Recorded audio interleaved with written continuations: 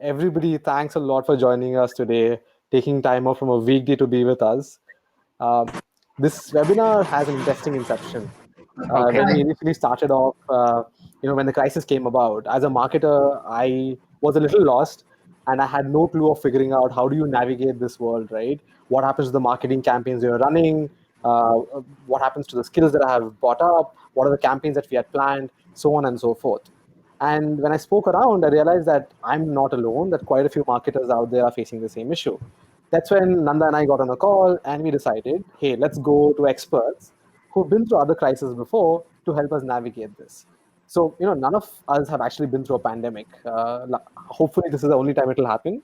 But a lot of experts on this panel today have been through other economic crises that comes along with the pandemic, right? Like a side dish. Uh, so, so, so these panelists are going to help us understand this world and learn from the actions that they have taken during 2008 or the dot-com bubble meltdown. So that's the webinar all about, right? Now, I think I'll let the panelists introduce themselves.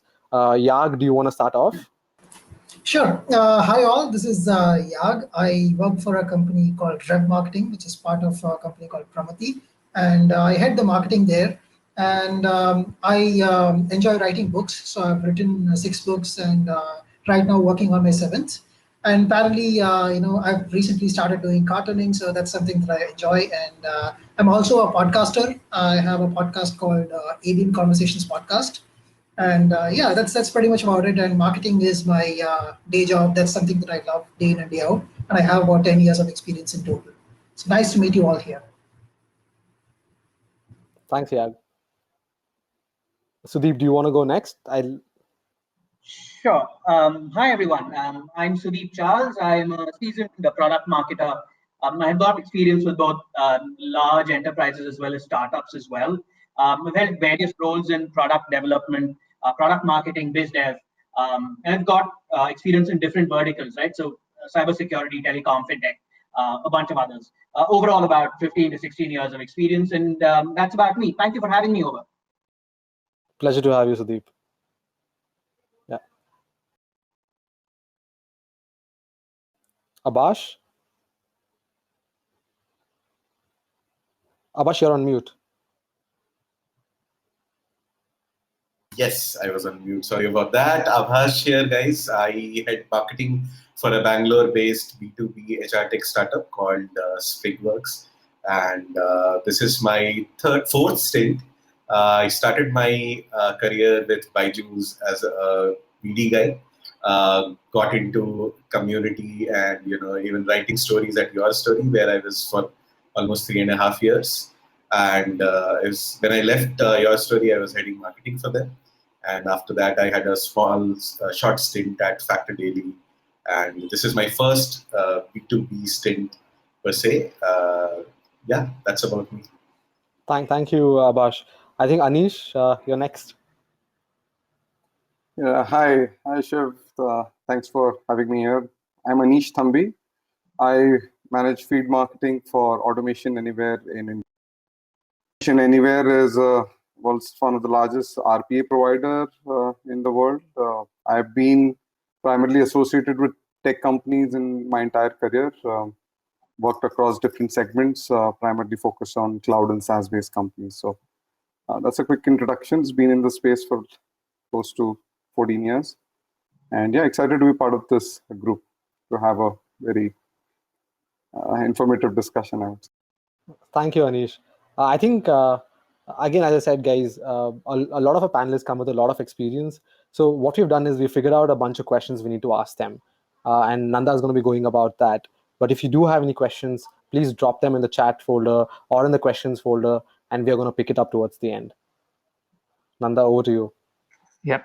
Thank you. Thanks to everyone for wonderful introduction. And again, thanks a lot for joining in on today evening. I know most of us have rushed through our busy schedules to come to this. We all assume that when we get into lockdown, our days are going to get little light, but I think it's getting a little tight. But yeah, we're all getting used to the new normal. So thanks to everyone. It's a it's gonna become like a day in and day out for a marketer, at least for the next couple of days. So when me and Shiva got on a call, like we had this burning question on how marketers, what would it look like for the marketers for the next couple of months, and that's when we decided, okay, there are so many podcasts that's happening around uh, founders giving insights on how founders should tackle the challenges and how business leaders should look at it, how government as a whole should take some important steps. But we realized specifically for marketing, it's very rare that the sessions are organized, and that's where we came together and we thought of having this session. Quick introduction. This session is brought together by Growth Folks and Clergo. Growth Folks is a community of growth marketers, digital marketers, growth hackers coming from different backgrounds and different experiences. So we have Facebook group, we have few WhatsApp groups, we have presence at almost 7-8 cities, and we have a lot of our Growth Folks members and volunteers who are actually part of this session. So happy to see all of them here. So I'll let Shiva to introduce a bit about Clergo, and then we'll go over to the session. Shiva, do you want to talk about Clergo? Yes, I think obviously without our sponsors for this event, this wouldn't have been possible. Now, Clergo is an app actually built for remote communication teams out there.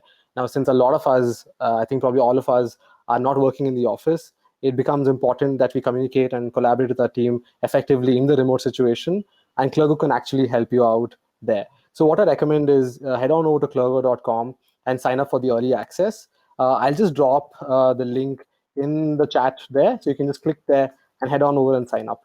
I think Nanda, we can probably start with the questions as well right now. All right, thank you, Shiva. So again, welcome everyone. I think some of you have joined recently, so if you have joined just now, our introductions are done. So we'll start with the first question, and this question is for Sudeep and Anish. So taking ahead with some of the points that we discussed in a bit. So at this point in time, we're just curious to hear from you. Why should marketing teams take this seriously? Because at least at the initial stage, I'm sure some of the marketers would have not expected that this might be the situation. Maybe this might be the instances that we are going through. But I think now almost all marketers are aware about what we are going through, and it is the time where we step back and think what are some of the important stuff that we need to do. So just curious to hear from you both why marketers should take seriously at this point in time. Sure. So let me go first, right? So a couple of things. One, discretionary spends both in the B2C and in the B2B spaces have been reduced significantly, right? The marketing mix, the marketing budget, go-to-markets in the interim period have all been impacted, right? And I won't go too much in depth into all of that. That because the reason we are all here is because we feel those pains, right? So I'm not going to get into what exactly is happening right now. That's a fairly given situation. What I want to do, spend some time on, is to point out three trends that we are seeing that could potentially start as a result of all of this disruption, right? One is the movement of the sales process online, right? So especially for large B2B companies, you'll find that your sales guys are going and meeting customers in person. You will find, at least in the short to medium term, that there's going to be a heavier reliance on your inside sales model, right? And that model is what's going to get you most of your revenues in the short term. There's also going to be a need for better sensing of buying intent. And that's the second trend, right? You're going to have to be able to sense whether this guy, this prospect, this customer, this company is intent on buying your product, service, offering, whatever it is, right?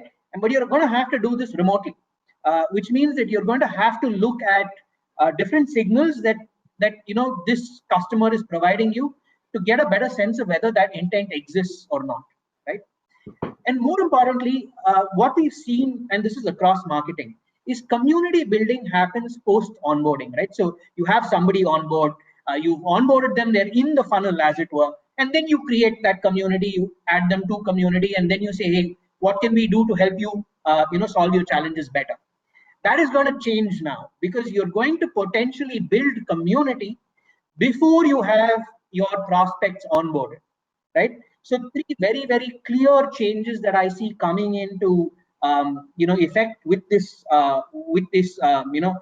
pandemic, as it were. One is a movement to inside sales as a sales model, better sensing of buying intent remotely, and building of community prior to onboarding, right? And marketers are very well positioned to influence all of these three areas. And that to me is why marketers should care about this pandemic and this disruption. Sure. So, Thank you. So some points on this current situation. See, I feel this is a great opportunity for every company to figure out what the value proposition to the market has been and revalidate it. The best way to validate the value proposition of your product or services or your offerings is during the time when people are stretched with their budgets. And I feel it's a great time for you to figure and validate that proposition that you're taking to market. Again, I feel it's again a great opportunity for a lot of businesses which are high touch, have high cost of sale. This is a great way to experiment and figure out, do we really need that kind of a high touch business model wherein we need servicing customers on-prem, or you need to do most of your selling with a on-prem model with sales teams, or rather with a very heavy sales team. So I think it's going to challenge business models. It's going to challenge the way we sell. It's also going to be very important for companies to validate their proposition to the market. And for me, I think it's just interesting times. It's the different from the way we were used to do business. But again, I think people are going to need products and services, and they will figure out a way to buy. So we just have to give that space for that opportunity to come to us. Thanks a lot for that, Anish. Do you see parallels between what happened during the 2008 economic meltdown and what's happening today with COVID?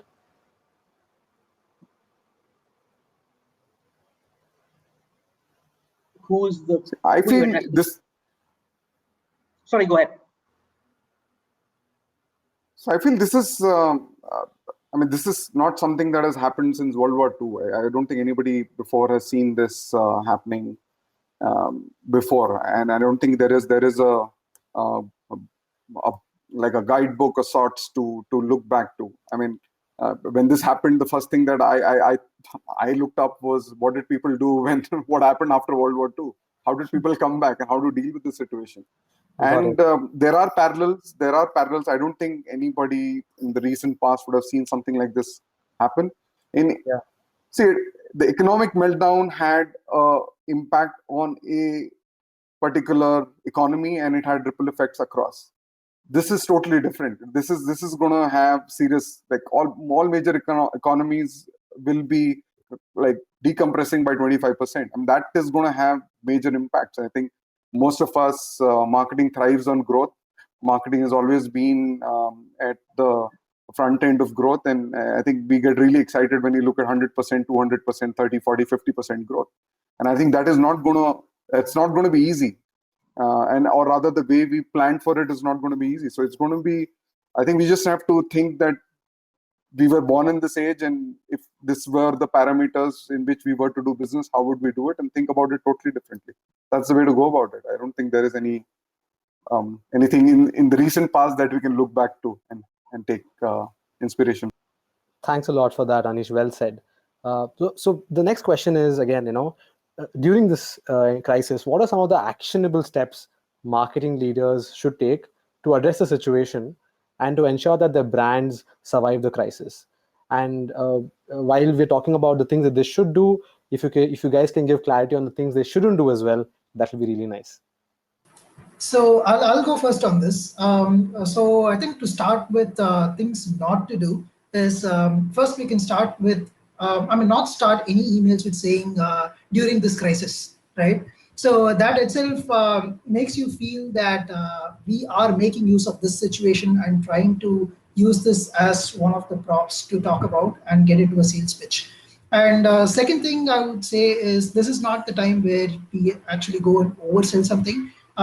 We have to understand the priorities of customers at this point, and we have to be empathetic. I mean, a lot of us have discussed this everywhere about this, but then we cannot overstress this point more.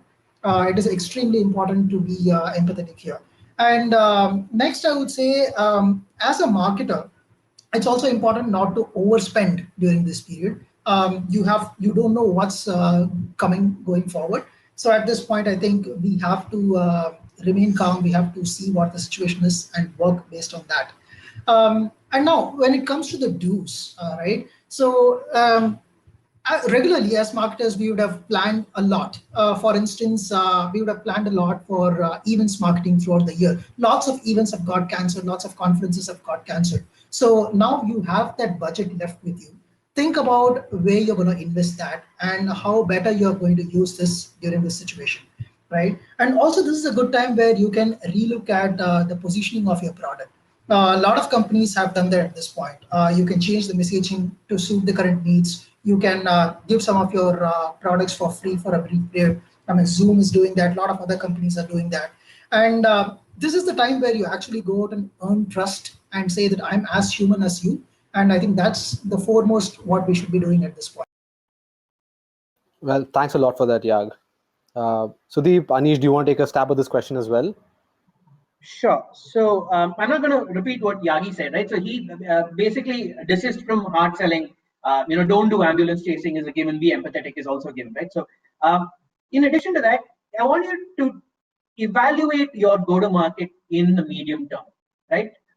Should you be investing differently in educating the market? Right? Can you educate the customer about a new use case that your current product solves in the given situation, right? I wouldn't go so far as to say reposition a product, especially for the product marketers that are on this webinar, because repositioning is a fairly difficult, thing to do. But if you can actually bring to the fore different use cases that your offering serves, that's something that you should try and do. Definitely focus on retention, right? Relook at your interaction schedules, right? So I'm guessing your customer success teams have a certain schedule with which they're talking to your customers. You might want to, not to do email. You might want to actually do calls. Consider in terms of doing loyalty programs. Again, loyalty programs don't need to be expensive things, right? So you could offer maybe a simple discount, an upgrade, a freebie, something to tell your customer that they are valuable to you, right? It doesn't have to be something very expensive. The other thing that I learned also, especially from the last crisis that we had, the subprime crisis in 2008, was you want to get instrumentation into your campaigns, which means you really want to measure how well you engage with your customers, right? So, and again, there are different platforms here, and full disclosure, I don't work with any of these, but you consider providers like MoEngage, CleverTap, Braze. There are a bunch of people that offer you the ability to reach out to your customers to measure that engagement, right? In addition to this, and all of this doesn't cost a ton of money. You have time now at your disposal, and more people have got time to spend online, which means that you can also invest in lead magnets. And I'm saying in more elaborate lead magnets, right? Things like ebooks, things like webinars. And again, I don't want us to do an overkill on webinars. Like every webinar saying what is COVID, how does it impact you, is just not going to cut it, right? You want to be able to do webinars that make sense to your customer. Look at segments and look at use cases that you can take as a webinar topic and do that for them. And finally, of course, and this is not something just marketers can take a call on, but between marketing and product marketing, I think you should consider freemium opportunities for your product, right? A lot of companies are doing this, and I won't name them. There is enough coverage online, but enough opportunities to get your customers to try you. So adoption as a metric could be something that you could also look at in this space, right? So these are very concrete things that marketers can do and marketing leaders should do in the situation that we find ourselves in. Got it. So thanks a lot for that, Sudeep. Yeah. A point to what Sudeep and Yag both mentioned. I think the period now is when the customers or the people who are trying your products and services are the ones who are going to be who will be with you post when the dust settles down. So I think this period where we see a lull in growth, and obviously there is a change in GTM, companies will figure out or recalibrate themselves as to how they're going to face these coming months ahead of us, right? And marketing being a business function and normally leading a leading indicator of things to come, we should tackle that based on the business priorities. Things to do, things not to do. Like I can talk for myself. There have always been things that I have wanted to do and I wanted our teams to do. And this is a great time to experiment, try and do things that you were not able to prior because of business challenges. Things not to do is try to do anything extravagant. I think this is not the time to have your bells and whistles on. This is not the time to. You need to be financially prudent about every investment that you make. Keep the customer in mind. Understand they are also human, and try to provide a product service in a way that they can consume. I believe that a lot of our customers have given us feedback saying that this is the time when they can really if you can help your customer at this time, they're going to be with you for times to come. So I think this is the time to win a customer and have loyalty with them over the coming days. And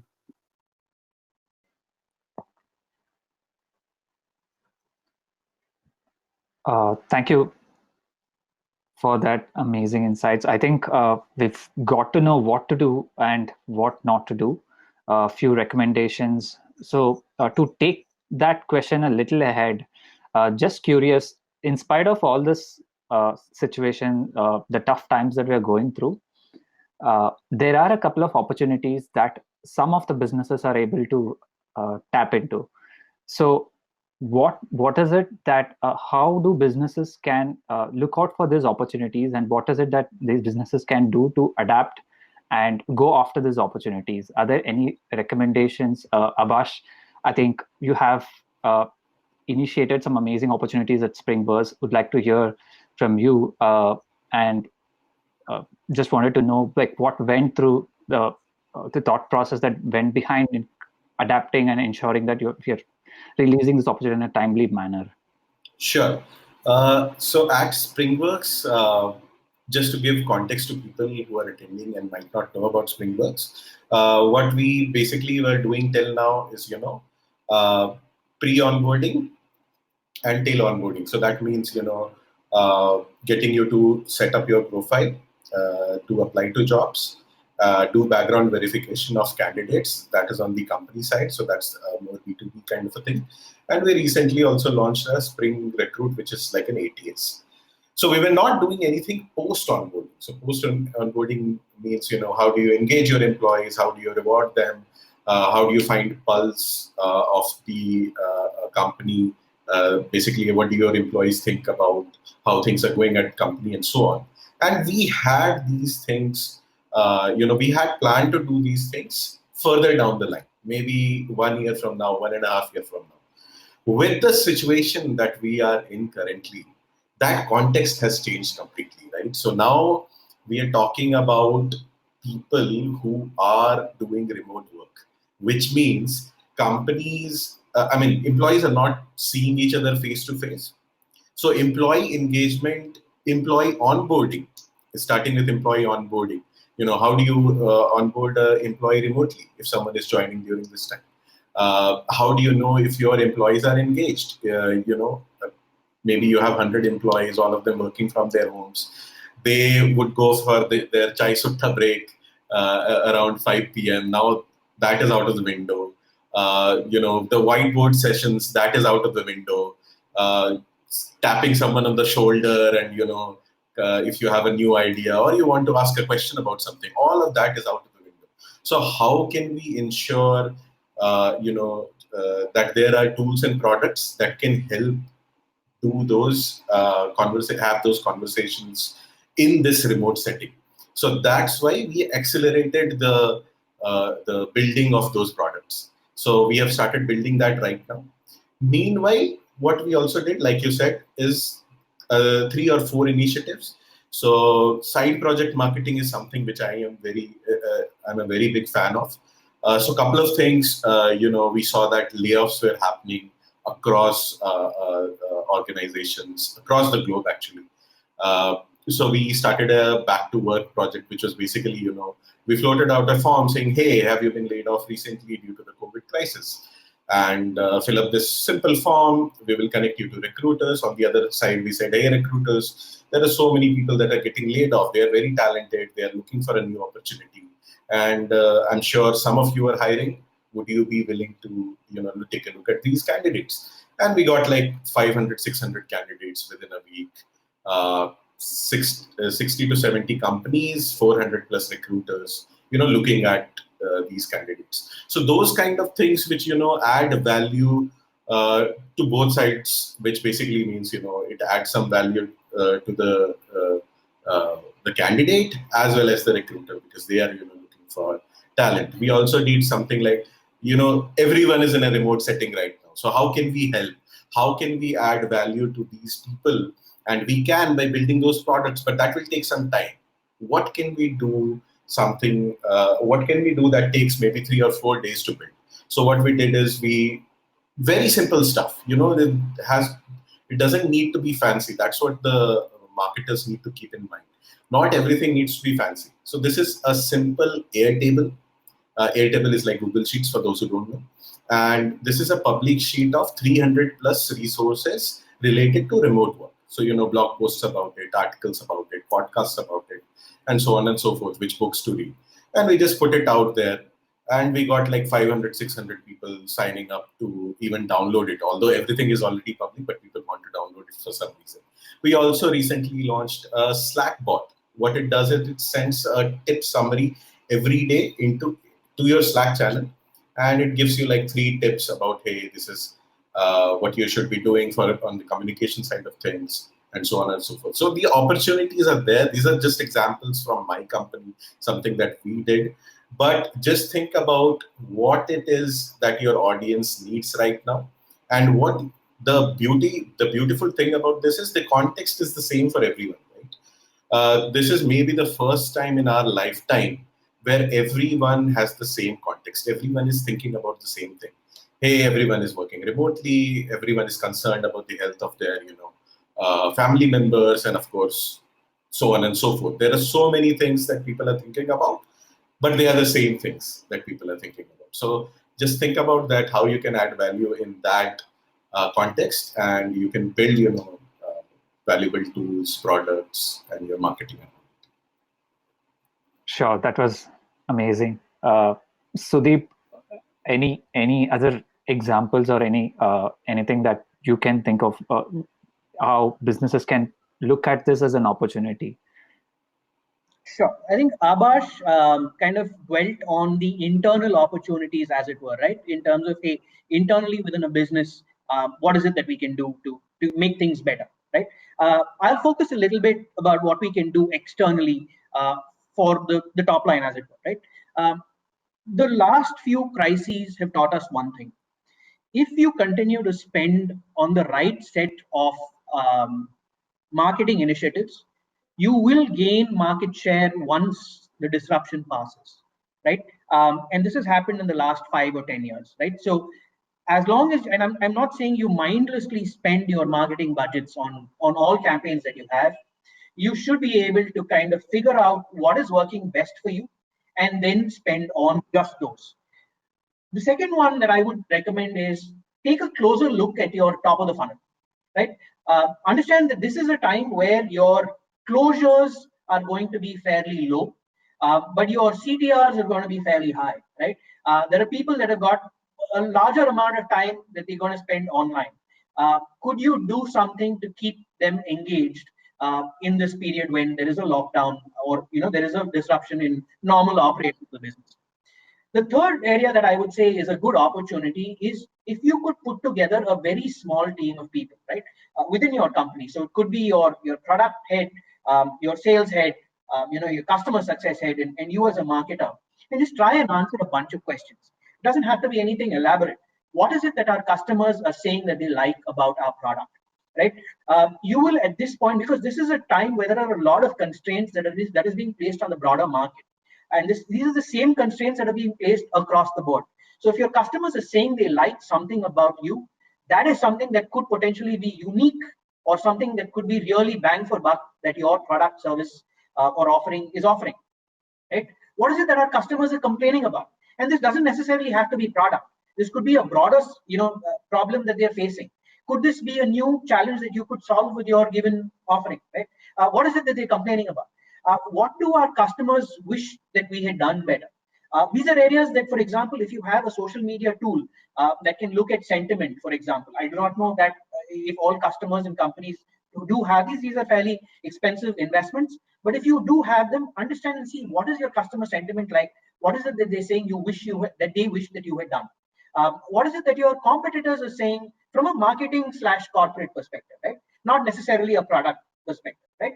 Overall, what is it that they would like to see you as a company do? And more importantly, as a marketer, consider the question: if I were to eliminate this marketing channel, what would I achieve?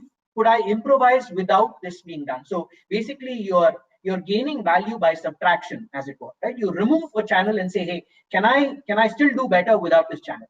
And then see whether you can actually improvise there. Lastly, and most importantly, and probably this is something that each one of us on the webinar can take away, is invest in yourselves.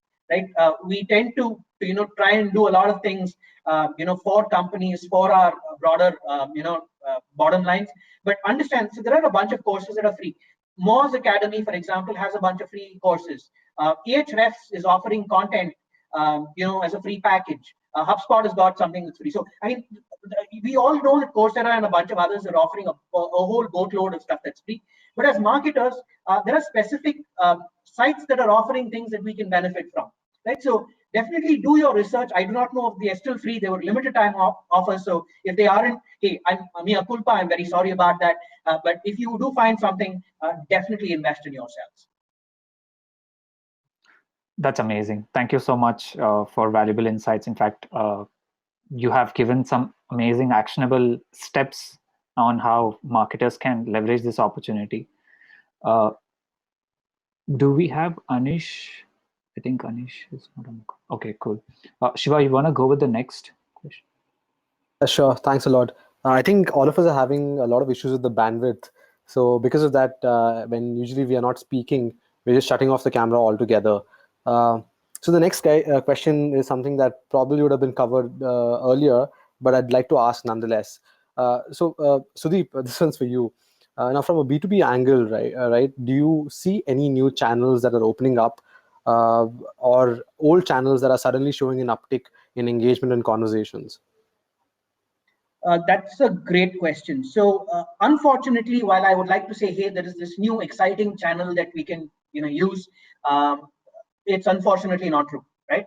For the most part, we are going to have to deal with our existing channels. And in fact, we are going to be constrained with these channels, right? So in-person meetings, events, all of that is off of the table. Right? We're not going to be able to do that. What I do see happening is the overpurposing of existing channels, if I could say something like that, right? So for example, your customer support as a channel, or even customer success as a channel, will not just serve to help your customers, support your customers in supporting BAU, business as usual, but it will also be a channel for you to help position different things that you could do with your customers.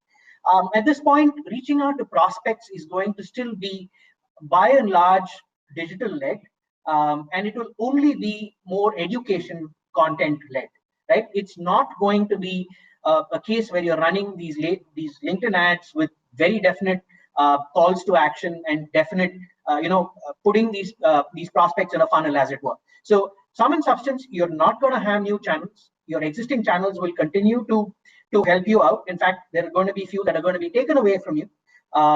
What you're going to then see is your using of the existing channels to do more than what you were usually doing, and specifically so your customer success your customer support teams will be the ones that will potentially help you to upsell, if I could even say that in this time, to your existing base. Well, perfect. Thanks a lot for that, Sudeep. Guys, Abhash, Yagi, would you guys want to give this a stab as well? Because I know, Abhash, you come from a B2C experience. Is there anything else that you would like to add to this? Sure. I mean, there are a couple of things that you wouldn't have had time for in a usual setting because you're doing thousands of things. For example, like Sudeep said, right? Probably we are not going to be able to do any offline events anytime soon. And there are a certain set of things which always takes backseat. So, for example, what we have started doing is, or anyone can do, is if you're a B2B company, G2 crowd reviews always help, right? So now would be a great time to reach out to your customers because anyway they might not be in a position to buy from you. But if you buy more from you or whatever, but what they would be, because everyone is in the same boat right now, they would be more willing to help you. So can you go get 100 new reviews on your G2 crowd? You can do like a t-shirt campaign to get more reviews. You can ask your best customers to give you a reference. That could be another thing that would be a little more difficult in a normal situation. But given the fact that everyone is in a setting at home right now, not busy with random meetings at office, you can ask them, hey, can you just take out your phone, switch it on, 30-second review for us, testimonial for us. So those kind of things are definitely, and like someone said, double down on your lead magnets. So ebooks and all, which have been on the back burner for us at Springworks, we are just kind of ensuring that we get it out there, or at least work on getting it out there as soon as this is over. Because this is the time when your brand will be remembered. Everyone has got enough time. It's time to double down on content. All those things which had kind of taken a backseat during the normal time. It's time to do those things right now, which will help you in the long term. Thanks a lot for that, Abhash. Nanda, do you want to take the next question? Yes. So the next question is, Yagnesh, would like to hear from you. I think because you've mostly connected with a lot of marketers from India as well as other countries, what are some of the brands that you see are doing really well?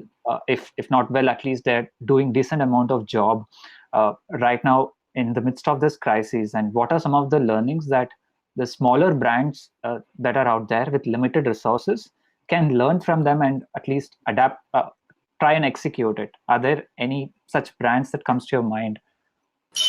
Well, brands at this point, I would say I'm loving what Zoom is doing at this point, for example. But for me, the biggest learning or the biggest takeaway is that this is a good time where we can actually minimize our asks as much as possible. Sure. Anything, any actionables that a smaller brands that can take in right now, like anything? So bigger brands, they have good resource, they have at least considerable number of team mates to ensure that some of the initiatives are executed. But what is it that smaller brands can do at this point in time? Anyone, Sudeep or Anish, would you like to take this up? Sure. I just wanted I couldn't hear your question. You're saying, hey, what are some of the good things brands can do during this crisis? No, what are some of the things that brands with smaller resources, like the smaller teams, smaller marketing teams, can execute?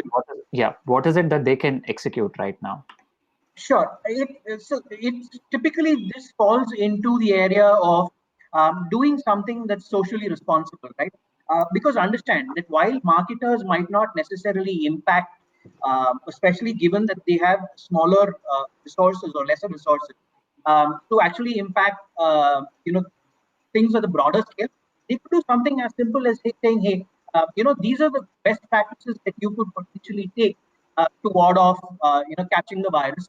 but have your name sponsored somewhere with, or potentially try and do promotions.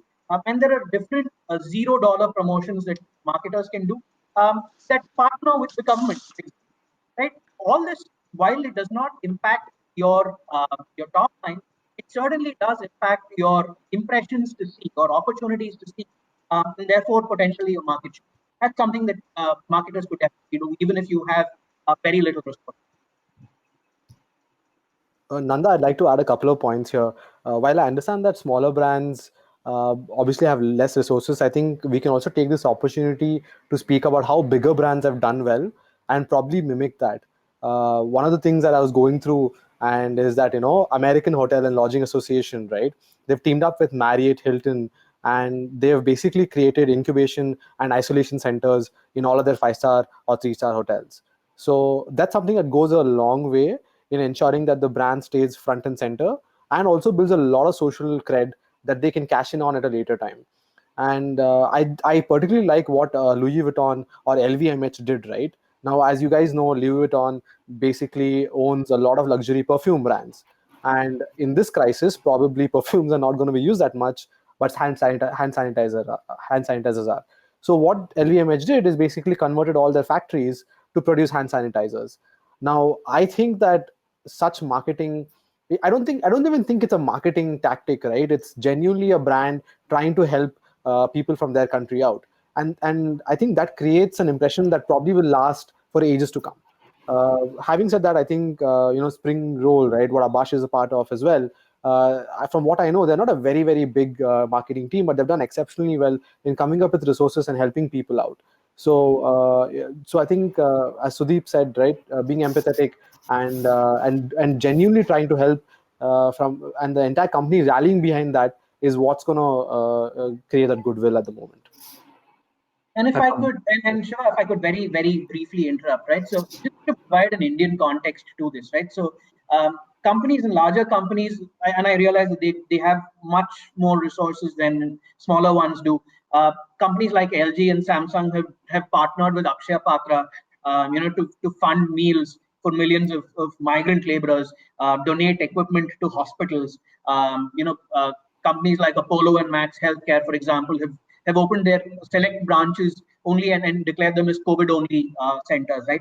Bounce, again, a company that's probably closer home and closer to the group that we are addressing, has decided to make vehicles available to transport people and goods. This is as of this morning.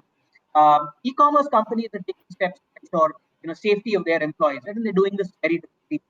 Again, I think Shiva brought this up the US in the context of the US as well, where companies that are supplying spirits are now being used to or being asked to provide hand sanitizers.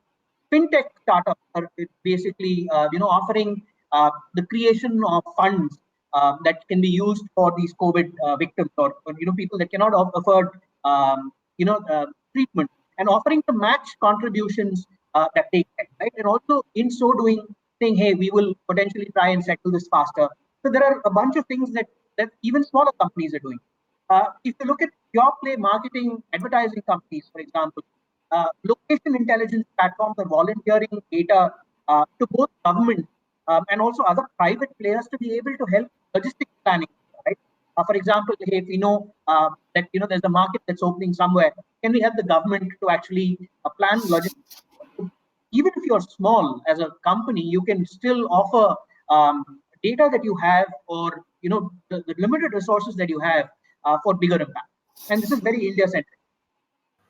Thanks a lot for painting that picture, Sudeep. Yes, I think closer to home, there's a lot of lessons we can learn. And again, guys, going on to the next question, right? We've got 15 minutes left.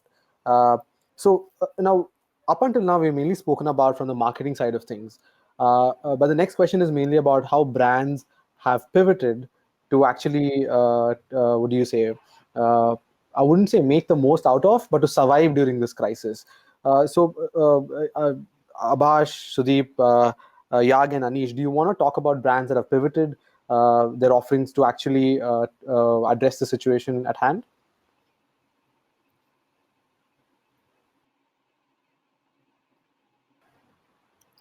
One good example, although not exactly a complete pivot, But given the fact that this is one brand that we all talk about a lot, I think many of us might be using them as well. Is CureFit, and if you see, like it almost looks like they were prepared for this crisis. If you look at the kind of like I said, not exactly pivots, but given the fact that their whole proposition was, people in a group offline coming together, and all this energy that comes from being in that same room. And now if you look at it with the fact that gyms, of course right now with the lockdown, but even I think 3 to 4 months down the line, gyms won't be allowed to be open. Just look at how beautifully they seem to be prepared for it. Like live workouts, giving you, if you open up your camera, they give you live scores on how energetic you were, giving you rankings, that kind of stuff. They've started cook at home channel as well. And all this while, they are a very critical part of this whole thing, because health and mental wellness and health is something which is going for a toss, right? With people being at their houses, not being able to walk even around their apartments, for example. So this is one example which I see is a brand that has done really well, with all their live sessions on Instagram, the psychiatrists, and that kind of stuff. So really, really well done. I would say that looking outside of brands, right? So when I look at what's happening very close at home, in fact, offline marketing. What I'm seeing is that these kirana shops that are next door, these guys have quickly pivoted. I mean, we always think that organized marketing or organized stores are the ones who would adapt to the situation. But when you look at it, kirana stores have done far well. For instance, they have quickly changed the setup, and they've become stores that can deliver water, that can look at current situations and current things that are needed. And similarly, newspapers, for example, they are pivoting to coming up with stories that can entertain children at home. So there are several opportunities that is present right in front of our eyes, and it's up to us how we can look at these, and how best we can deliver our services to what opportunities are available. So I think that's something that we all should take away from what's happening.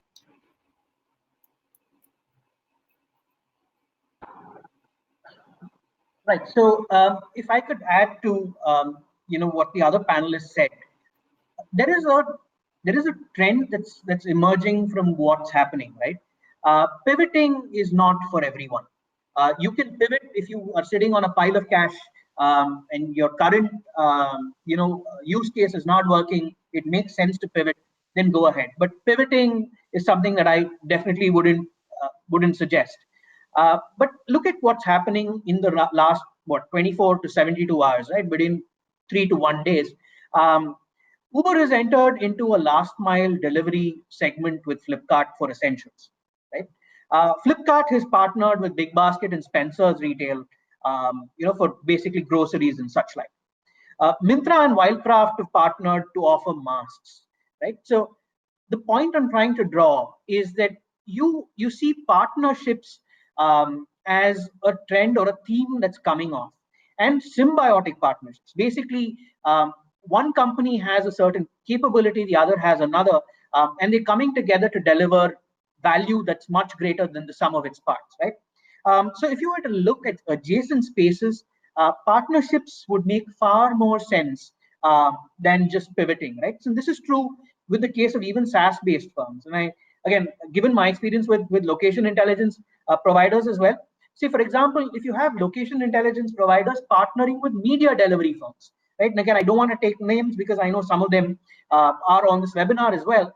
But just doing those partnerships ensures that your overall products or service offering is much more effective even in these times, right? So my short answer would be, given the symbiotic capabilities that exist, partnerships even with smaller and medium-sized companies make far more sense than just pivoting.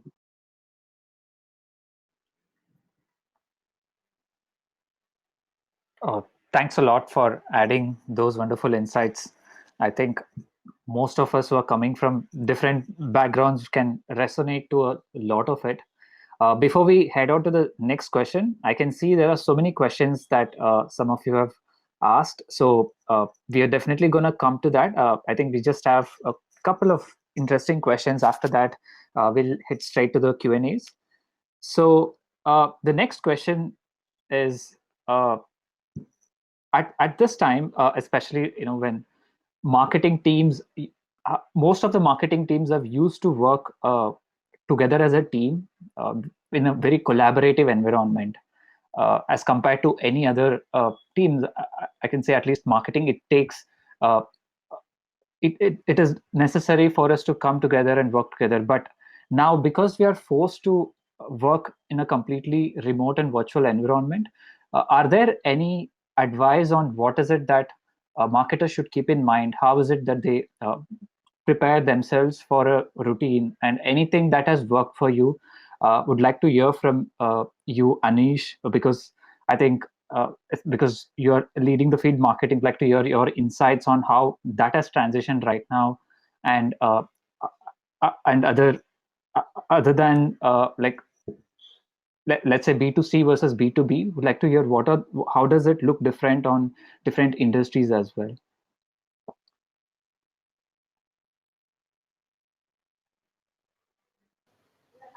I think Nanda, Anish is Anish is not here. Okay, sure. Yagnesh, would you like to take that up? Yeah, sure.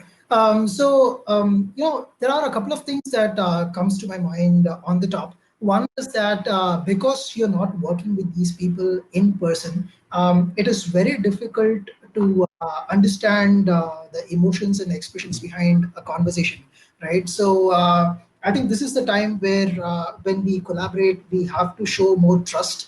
And for starters, if you're managing a team, it is extremely important that you don't micromanage during these stages.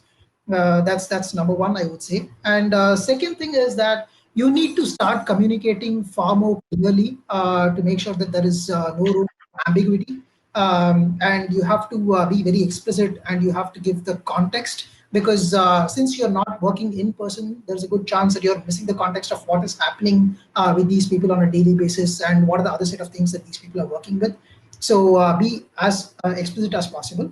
And as everybody who has just begun to work from home, everybody would have noticed that there are a lot of distractions, right? So you have to do everything from mopping your house to attending calls to doing your work.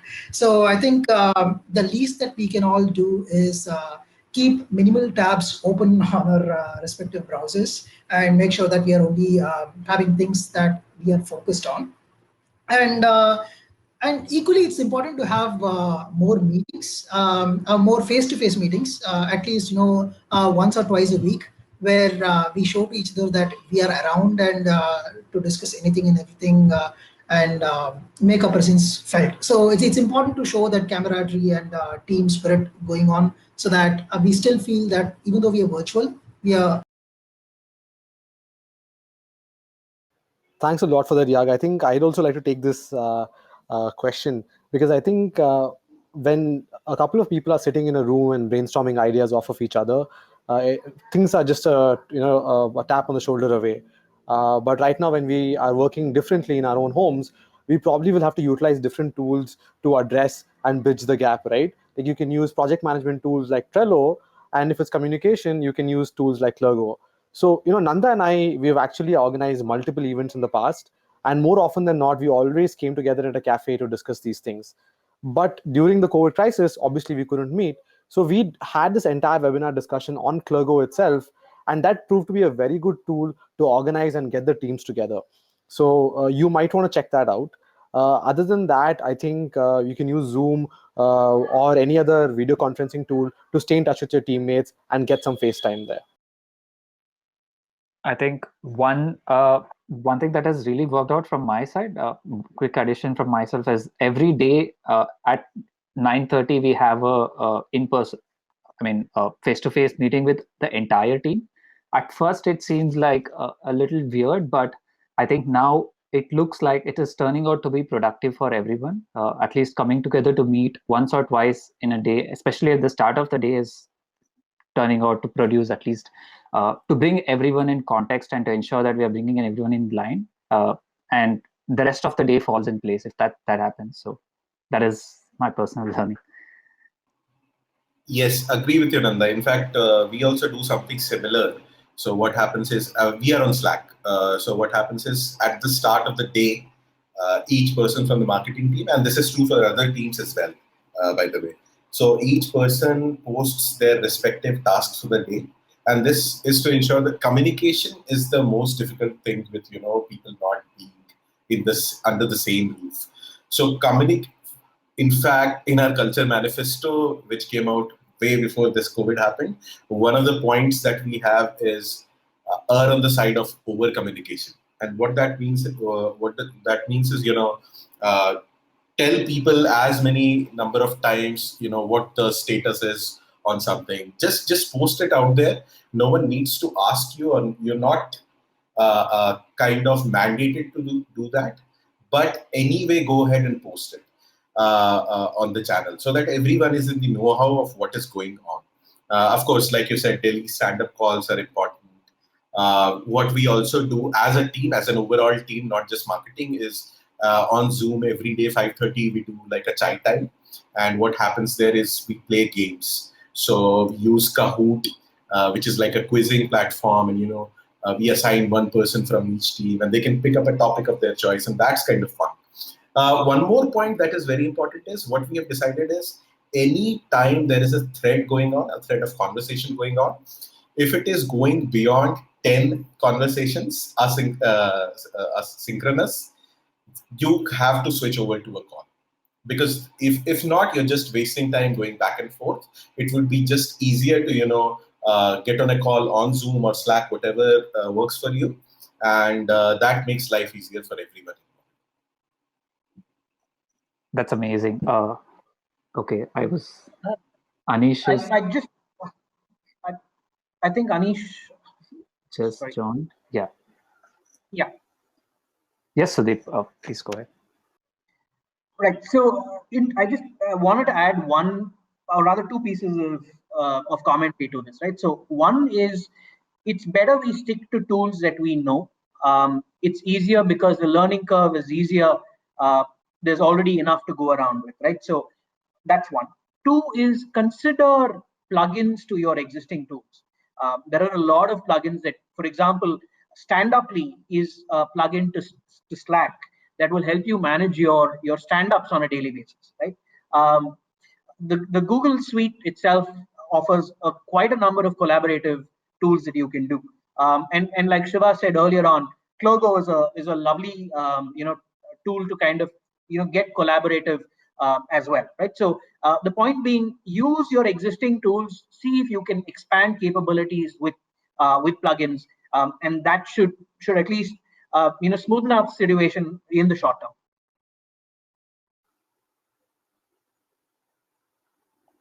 Thanks a lot for that. Yeah. Yeah, quick point on that. In my organization, we do a daily catch up, 30-minute catch up. Everybody just brings in their points, and I think we use it on Fridays to have some fun as well. We play some games, try to have some funny things done just to keep the tempo going and the spirits up. What has helped really well is I think we just do it the old-fashioned way. We just pick up the phone and call people, and that has helped very well. We do WhatsApp calls sometimes. We do group calls. I think a lot of things get solved when you see and get things done together. So that has worked a lot. Group communication call tools have really helped. Zoom, Ring Central, and some of the others that we use on a personal. Amazing. Thank you so much, guys. I think we've got some really actionable insights. If some of the teams are not able to bring teams, I think we've got some pretty good insights. So, Shiva, before we head on to Q&A, is there anything that you would want to highlight? Or maybe we have a few questions that we can catch up? Yeah, Nanda, I think we can just go to the Q&A. There's nothing else from our side. Okay, all right. So, all right, team, we're going to start with the Q&A. We have like a few questions that's been raised. So I'll start with the first question. I think this is from Sandeep Devnath. Okay, no, this is not a question. Okay, the first question is from Armanpreet Singh. Can anyone give examples of any firm which have handled the pandemic times by marketing gracefully? I think that's been discussed, if I'm right. But unless if someone wants to take this up. So the question is, can anyone give some examples of any firm which has handled pandemic times by marketing gracefully?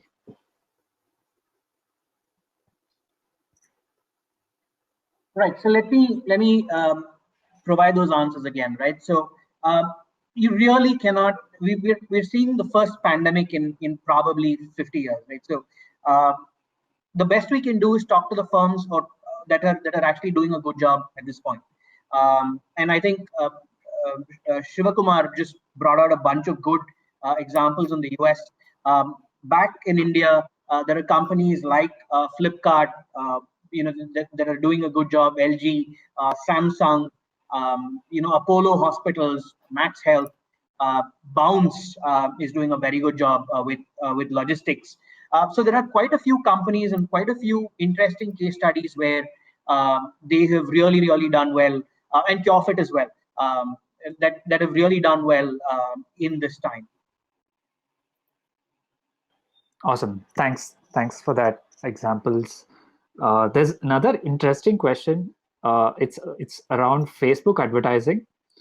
Facebook advertising a good time to do right now? Are there any, as there are many people online, plus companies won't be promoting for now. So can community events should be paid ads and FB posts in a current scenario? So I think it's around Facebook ads and how communities can leverage the opportunity, if I'm right. But I think my personal take would be right now, it really depends on the brand's use case. I always, at least I recommend companies to limit the ad spends. But if that add value to certain industry, they should go ahead. But yeah, I would like to hear uh, Abhash. Yeah, I agree with that. Like I think Sudeep said at the beginning, right? The CTRs is definitely going to be better because of the fact that lesser number of people trying to occupy the same feed because the number of marketers who are advertising on Facebook would have reduced. But what you have to understand is maybe the conversions won't be as good as compared to the normal times. So I would highly recommend, if you have money, to take it up as a branding exercise, but don't expect many conversions. I think the question was specifically about community events. So definitely in that case, you will get more conversions because people are looking to learn a lot more, and I'm assuming that your community event is going to be some kind of a webinar or a virtual meetup where people can learn something about, just like we are doing right now, right? So that this is about marketing. Your community event could be about something else. So people are willing to spend time to learn during this time. So yeah, it's a good idea to do Facebook advertising. Sure. Thank you, Abhash. I think there's also another question. The answer is same. So next, Shrikant asks, is this good time for content marketing? I mean, writing, engaging customers and prospective customers, because there's a huge content over there in any platform to consume due to current situation. If yes, how do we keep them engaged continuously?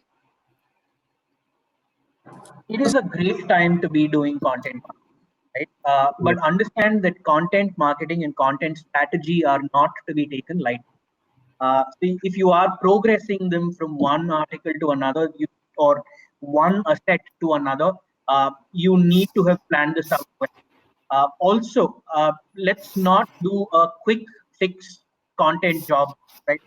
Writing 100 or 200 word article and then being done with it and saying, "Hey, we're done with content marketing." I think that's potentially the wrong road to take. You definitely want to you want to draw them in, but then give your prospect more meaty pieces of content to deal with. So you might start with a blog, but somewhere along the line, you're handing him a white paper as well, right? Or a case study. So content is not, while a lot of people tend to take content as something that you can do very easily, as long it's a great time to be doing content marketing, but the tricky area is around mapping your your customer journey, as it were, through different content. Sure. I'll add a couple of points. Yeah, I concur with Sudeep. I think Yeah, go ahead. Go ahead. Sorry.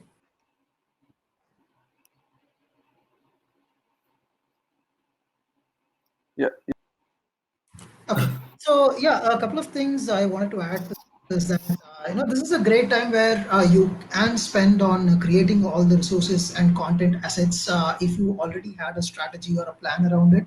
But I would say this is also where you minimize your CTAs as much possible. All the conversion CTAs, all the selling CTAs as much possible.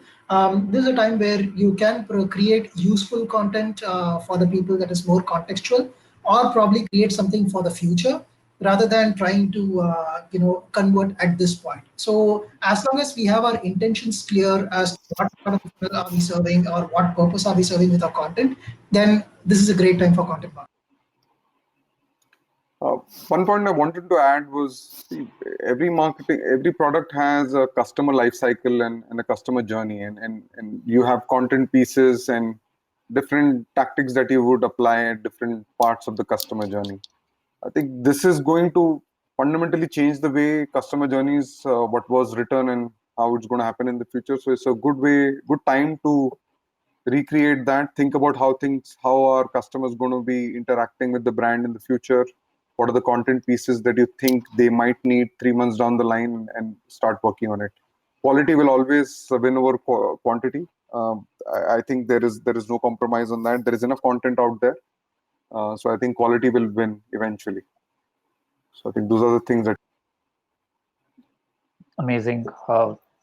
That's amazing. Thank you. I think there's another interesting question around which. So this is from Sneha Banerjee. Which brands or genres, according to you, are best positioned to capture customers during this period? What are the $0 promotional opportunities available for these brands?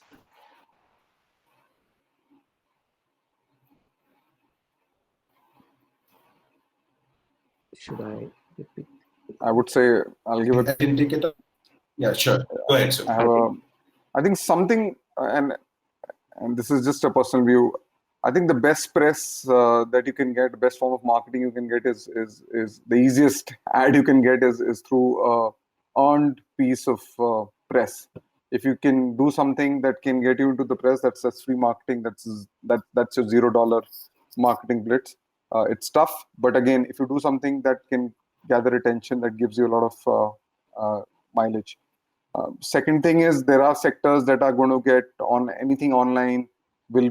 Consumption will go ahead. But again, I feel in this time you should empathize with your customers, look at what they would need, and try to have a helping mindset. I think it will go a long way. Thank you, Anish. I think so. Abhash, you were about to say something, right? Do you want to add something on that? Yes. I just want to say about when we think about, especially, we are always thinking about serious stuff, and but content need not necessarily only serious stuff.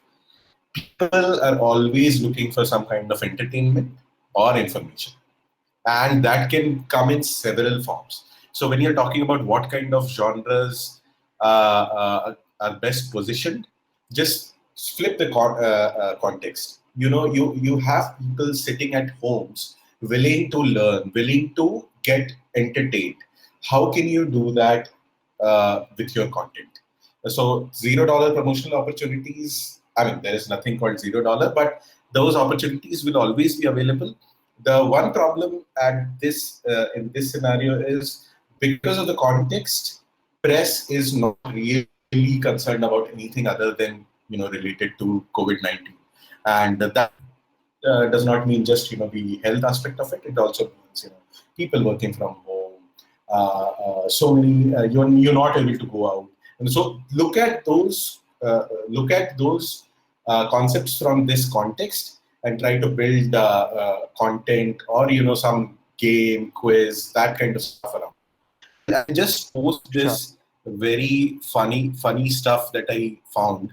And this is a website called howmuchtoiletpaper.com. And what it essentially does is it does not make sense for an Indian context, but think about, the Western countries context. So it is a very simple calculator. I'll just post the link. What it does is, hey, how many times do you go to toilet every day? And how many rolls of toilet paper do you have? Those are the only two values, and it tells you how long toilet paper will last. Now, it might seem very naive or even juvenile, but this, because they have got the context so beautifully, this website has got 500 backlinks, and this is from websites like The Verge and all the tech websites that you can think of. And this website is getting upwards of 500,000 visits, which is just crazy. And of course, they are now using it to promote other stuff on their website. But I'm just saying, this exact example you might not be able to apply. But just think of how you can do entertainment plus information of some sort in the context that your company is in. Sure, that's amazing. In fact, there are a few brands and companies in India who have actually taken initiative, and I've came up with few hackathons and few amazing initiatives. Maybe I'll talk about it a little later. I'll go with the Q&A right now without diverting. So thank you, Abhash, for that insight. Next question is from Shabin Jefferson. I'm sorry if I spelled that wrong. So for marketers targeting SME or medium enterprises segment, due to this current situation, prospecting becomes challenging. How to overcome this and suggest change in the strategies? Yagnesh, maybe you could take this. Yeah, sure. So, for instance, what you can do is understand the situation of these companies, and the answer that I'm going to give also depends on the stability of your company, or how well you are ready to play the long-term game. For instance, you can, if you look at financial sector industries in the SMB category right now in the US, they've kind of taken a very bad hit. And now, if you are in a tool or an app that is serving, that is having them as customers and is trying to serve that category, it is a good time for you to temporarily give your tool access for free for 3 months or even 1 year. But again, that depends on if you are ready to play that long-term game and earn trust right now. And some of the things that you can always do is go back and see what has happened to you till date at this point, and take those lessons and build your directions going forward based on that, rather than trying to see how best I can sell at this point. So I would say giving away free is a good point, but also make sure that you have on top of your mind that it's equally important for you as a company to stay afloat through this period. Sure. Thank you, Agnesh. Next question is from Arman Preet. So we have, which channels should we focus more to market? Social media channels based upon their conversion, 3 days in your firm. I'm not quite getting this question. Nanda, I think we're also overextending. Do you want to just stop at one? I've got one question as well. Sure. So one of the questions that's come up is, how do you really keep the demand funnels intact, given that there will be a dip in demand going further, and quite a lot of businesses are facing this issue? What are the different things we can do to ensure that we keep this intact? Sudeep, do you want to take that question? Sure. So when you look at demand gen funnels, right? So you have basically two sets to go after. One are your prospects, the other are your customers. When you go after prospects, there is some level of expense, there is some level of budgeting that's required. And unless you really know and you've instrumented your campaigns really well, I would not advise you to go after media spends at this point in time, right? So that leaves us with the other half, which are our customers. When you look at customers, there are known variables, a whole lot of known variables, right? And the smaller the company you are, and I noticed another question that seemed to be incidental to this. The smaller the company you are, probably the more agile you are, and the ability to know your customers is that much more better, right? So relook at your interaction schedules with these guys. Maybe you want to call them regularly. Talk to them about things that are in the pipe or in the roadmap that could interest them. Help them out with adoption of your product itself.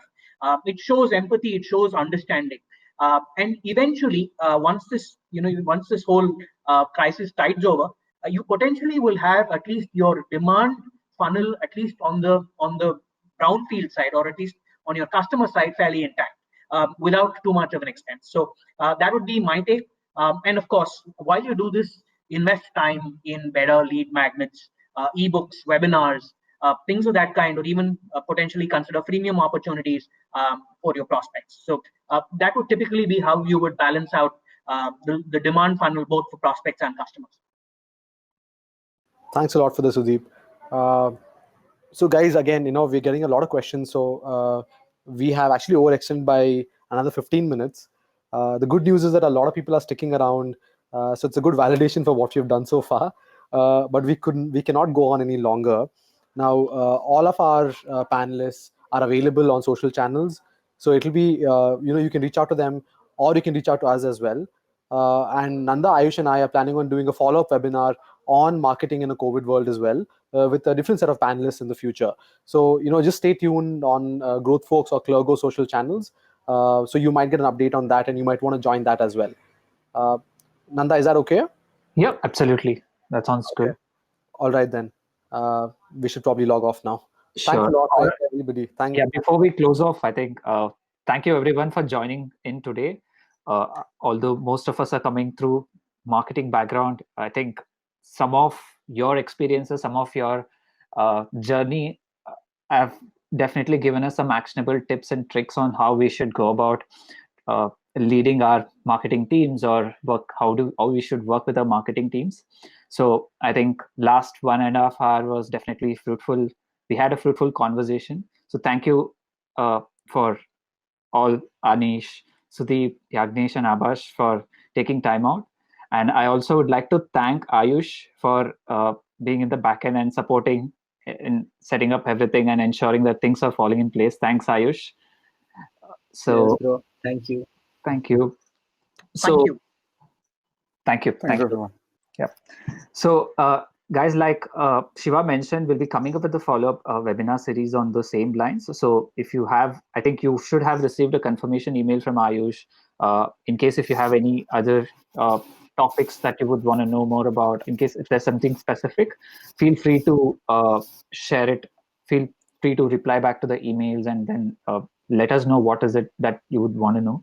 So we'll see if we can connect to the speakers, or if we can cover that on an upcoming session. And do check out Growth Folks. There are some of the questions that we've handpicked from Growth Folks. So follow Growth Folks. We have some solid conversations happening in the Growth Folks community. In case if you're coming in for the first time, I think you should check out Growth Folks. Cool. All right. Thank you. Thanks, everyone. Guys, Have a Thank you. Thank you. just all. to add on here, yes, so Ayush. basically, I think a lot of people over here who are still sticking with us. So maybe we can have have a networking session on the social launch if you guys are willing to have it. Because I guess since we are not able to meet each one of us personally in the offline sessions, I guess it would be a good experience for all of us. So whoever is interested can stick back, and we can have a one-on-one conversation or networking session in the social launch. Thank you, Ayush. Yeah, I mean, all of us can actually utilize this opportunity to meet the social meeting. I think we don't have physical event, but Airmeet has given us this wonderful opportunity to meet all of us. So once you exit this, you would have an opportunity to network among each one of us. So go ahead and start networking. See you guys there. Yes, bro. Yes. Thank you so much, Nanda, Shiva, and all the other guys. Thanks, Abhash.